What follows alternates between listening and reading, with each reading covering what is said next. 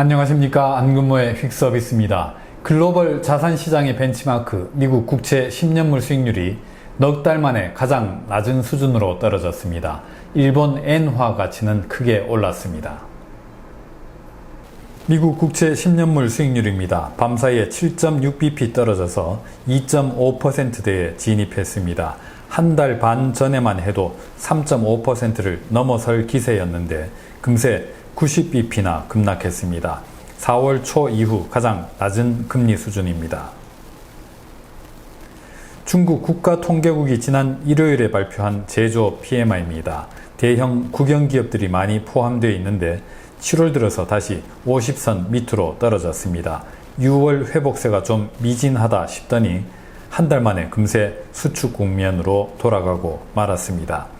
지난 2000년 11월 정점을 찍은 이후로 특히 지난해 가을 이후로 중국 제조 PMI는 확장 국면을 의미하는 50선 위를 좀처럼 지켜내지 못하고 있습니다. 원유 시장이 아주 강력하게 반응했습니다. 브렌트 원유 선물이 급락하면서 100달러 선이 다시 한때 무너졌습니다. 중국의 원유 수요가 계속 약할 걸로 우려된다는 것이죠. 국제유가는 어느새 지난 2월 하순 러시아의 우크라이나 침략 도발 직전 수준으로 돌아가 있습니다. 다시 미국 국채 10년물 수익률입니다. 8월 첫 거래일 하루 동안의 흐름입니다. 뉴욕 아침 거래까지만 해도 수익률은 상승세를 탔습니다.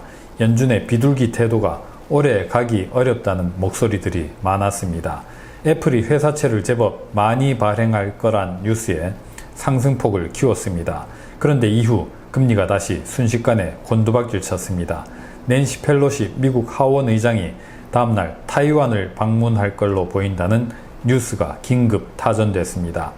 중국이 무력 대응 가능성까지 시사하면서 아주 신경질적으로 반응했던 사안이죠. 이 소식에 원유 선물 가격도 낙폭을 급히 키웠습니다. WTI는 어느새 90달러대 초반으로 내려섰습니다. 역외 시장에서 거래되는 달러 위안 환율입니다.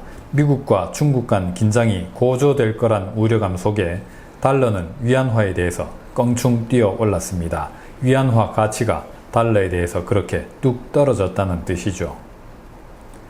달러엔 환율은 반대 방향으로 움직였습니다. 펠로시 의장의 타이완 방문 계획 뉴스에 뚝 떨어졌습니다. 엔화 가치가 달러에 대해서 그만큼 올랐다는 의미죠.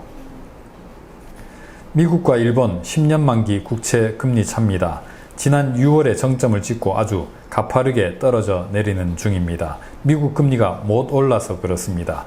달러가 엔화에 대해서 하락세를 보이는 이유입니다. 금리차 차트의 파란색 선 달러엔 환율 차트를 겹쳐서 그려보면 이렇습니다. 미일 금리차가 줄면서 환율이 급락, 엔화 가치가 급반등 중입니다. 일본의 10년 만기 국채 수익률입니다. 일본 은행이 정해놓은 상한선에서 다시 멀어지는 중입니다. 일본 은행이 국채를 무제한으로 사들일 필요가 없어졌습니다. 엔화의 이른바 빅쇼트를 걸었던 세력들은 요즘 고통의 나날입니다. 적어도 현재로선 그렇습니다. 오늘은 여기서 마치겠습니다. 감사합니다.